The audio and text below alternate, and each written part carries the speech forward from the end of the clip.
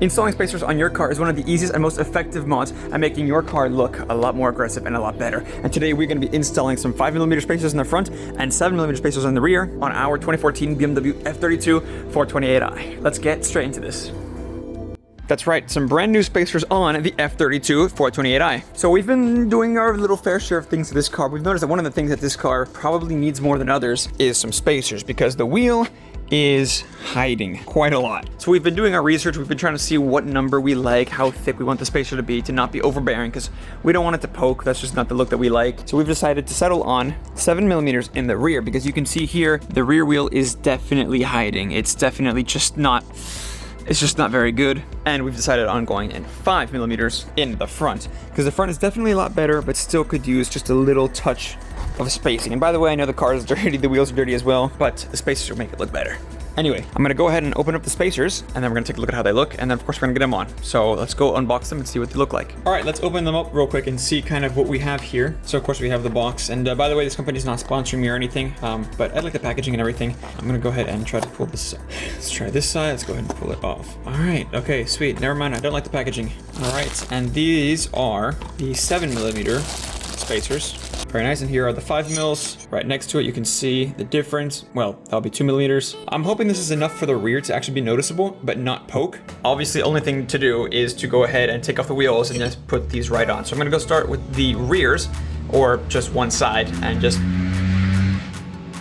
start with the rears, or side, like I said, and then just go with that, and then we'll see how it looks before and after. So actually, I'll do one side first. I'll do the left or the right side first, and we can compare the before and after spacers. I'm excited. Let's go ahead and do this.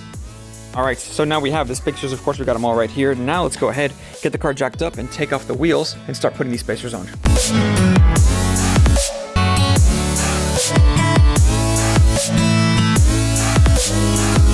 Now, of course, installing spacers is pretty simple and straightforward. You take the wheel off, you put the spacer on between the brake disc and the wheel. You put the wheel back on, that's it. Now, one thing that you should do, by the way, is you should get some extended lug nuts so that your wheel doesn't fall off. Ask me how I know. So I've got here some longer lug nuts right here. You can see the OEM ones right here, and I've got these. This is just in case. They're about, I think these are like 10 or 15mm longer than stock. So I'm gonna also check to see that it doesn't hit anywhere that it shouldn't behind the brake disc, maybe the hub or something. I'm gonna go ahead and get the 7mm and put it right on, and then we can put the wheel back on.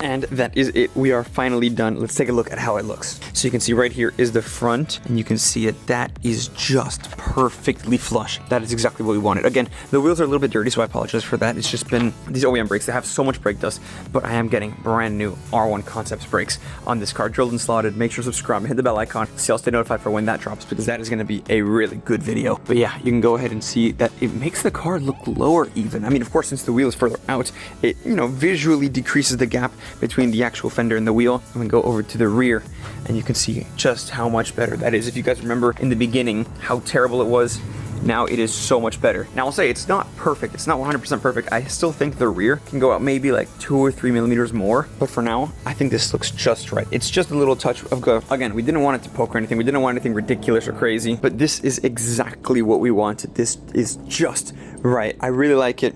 Especially the front. I mean, this is perfect. Just 5mm in the front, you can see just right. Now, of course, it's the exact same thing on the other side. Right here, you can see perfect. And the rear, you can see it from over there. I'm actually really happy with it. I think this looks great. I think, again, like I said, 5mm in the front is great. 7mm in the rear is fine, but I think we could probably go maybe with a 10mm in the rear. Go ahead and try. We actually tried my F10, my 535i. I had some leftover 10mm spacers, but they were a different size hub, so they didn't work, unfortunately. But we're gonna go ahead and try 10mm later. But that is about it for this video. I really hope you guys enjoyed. It was super simple. One of the easiest mods you can do to your 428 or any really F32, F30 car in general. These spacers make the car look so much better. But again, that is about it for this video. Make sure to subscribe and hit the bell icon so you'll stay notified for the next few videos about this car and the 535i. There's a lot more coming, but that is about it. Thank you all so much for watching, and I hope to catch you all in the next one. Take care.